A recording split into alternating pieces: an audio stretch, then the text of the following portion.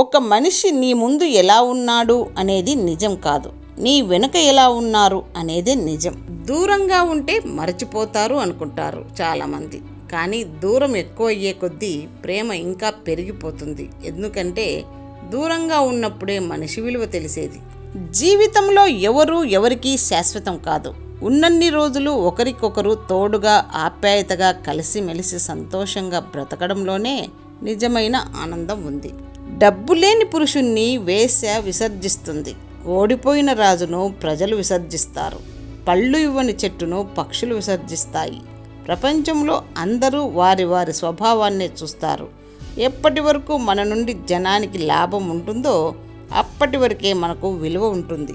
ధర్మం పాటించిన వాడు దేవుడయ్యాడు, ధర్మం తప్పినవాడు రాక్షసుడయ్యాడు, ధర్మం తెలియనివాడు మనిషిగా మిగిలాడు. జ్ఞానం ఎంత సంపాదించింది అన్నది కాదు ముఖ్యం, సంపాదించిన జ్ఞానం ఎంతమందికి ఉపయోగపడింది అన్నదే ముఖ్యం. జ్ఞానం అనేది మనం సంపాదిస్తే వచ్చేది కాదు, మనలోని అజ్ఞానాన్ని విడిచిపెడితే వచ్చేది.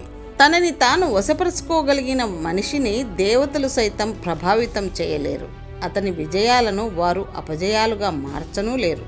నీ ముందున్న దానిని వదిలేయి, వెనుక ఉన్నదానిని వదిలేయి, మధ్యలో ఉన్నదానిని పట్టించుకోకు. అప్పుడు నీవు ప్రశాంతంగా ఉండగలవు.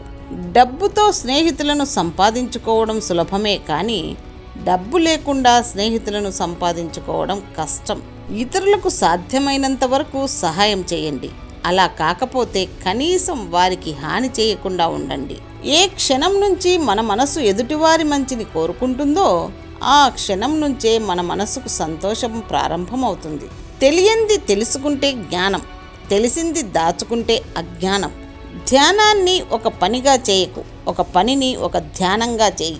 పిలుపు ఏదైనా ప్రేమగా ఉండాలి, బంధం ఏదైనా అనుబంధంగా ఉండాలి. విభేదాలు ఎన్ని ఉన్నా విడిపోకుండా ఉండాలి. సమయాన్ని సద్వినియోగం చేసుకోవడమే సాఫల్యానికి రాచబాట. గౌరవం అంటే అధికారాన్ని చూసి లేచి నిలబడడం కాదు, వ్యక్తిత్వాన్ని చూసి చేతులెత్తి మొక్కడం. రాజుగా ప్రకటించిన మర్నాడే రాముడు వనవాసానికి వెళ్లాల్సి వచ్చింది. విధి మనతో ఎప్పుడు ఎలా ప్రవర్తిస్తుందో తెలియదు. అందుకే ప్రస్తుత స్థితిని చూసి తొందరపడవద్దు. ఎంత డబ్బున్నా ఆ డబ్బుతో కూడా కొనలేనివి ఎన్నో ఉన్నాయని గమనించాలి. 3 వేళ్లతో దానం చేస్తే 5 వేళ్లతో తినగలం. 10 వేళ్లతో సహాయం చేయగలిగితే 10 వేలు సంపాదించగలం. ఒక్క అడుగు ప్రారంభిస్తే 1000 మైళ్ళ ప్రయాణమైనా పూర్తి అవుతుంది. నీ శత్రువుల కన్నా నీ నిర్లక్ష్యం నీకు ఎక్కువ కీడు చేస్తుంది. ఒకరు నీ ప్రక్కన ఉంటే నీ స్థాయి పెరిగే కన్నా నువ్వు ప్రక్కన ఉంటే వారి స్థాయి పెరిగే స్థాయికి నువ్వు రావాలి. అది విజయం అంటే. 3 ముళ్ళతో పడిన బంధం కంటే మనసుతో ముడిపడిన బంధం చాలా గొప్పది.